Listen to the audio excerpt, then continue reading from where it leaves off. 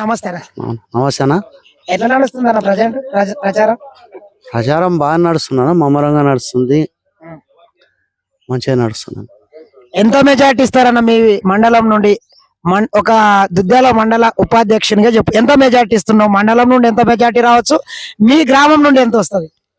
మా గ్రామం నుండి మేము మాక్సిమం 1600 నుంచి 2000 మధ్యలో భారీ మెజార్టీ ఉంటది కాంగ్రెస్ పార్టీకి.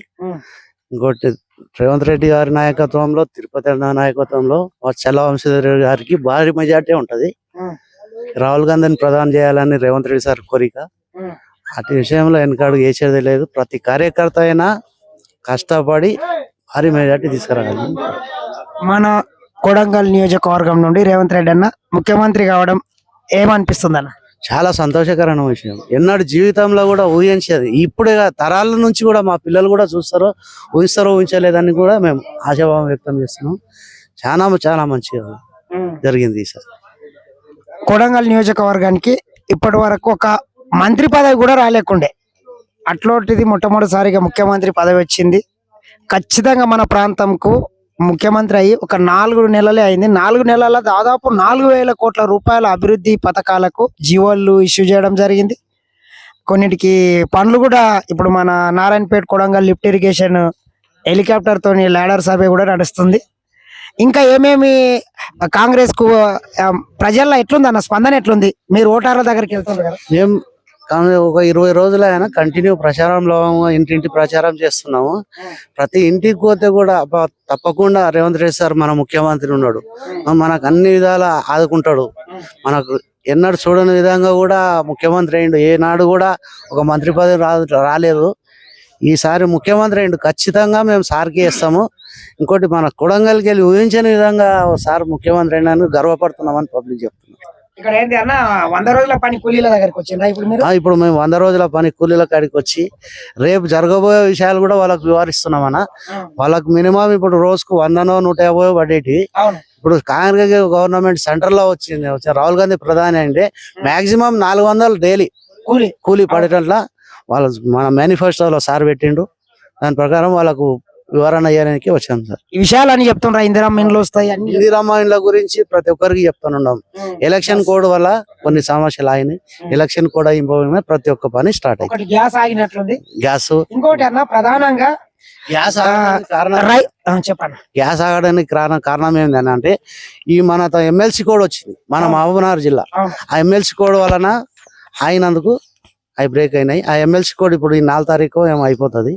అయిపోగానే 14 తారీఖు తర్వాత అయిపోగానే అవి కూడా మనకు క్లియరెన్స్ అయితే అన్న ఖచ్చితంగా. ఇంకోటి చాలా మంది మాకు రైతు బంధు వాళ్ళేది అది అంటుండ్రి, అందరికి పడ్డట్లుంది అన్న. నిన్నమన్నా రైతు బంధు ప్రతి ఒక్కరికి పడ్డాయన, పడలేవని కాదు. నిన్నటి వరకు కూడా చూస్తే 10 ఎకరాలు 6 తారీఖు వరకు 9 తారీఖు వరకు కూడా అన్లిమిటెడ్ కాక ప్రతి ఒక్కరికి పడ్డాయి.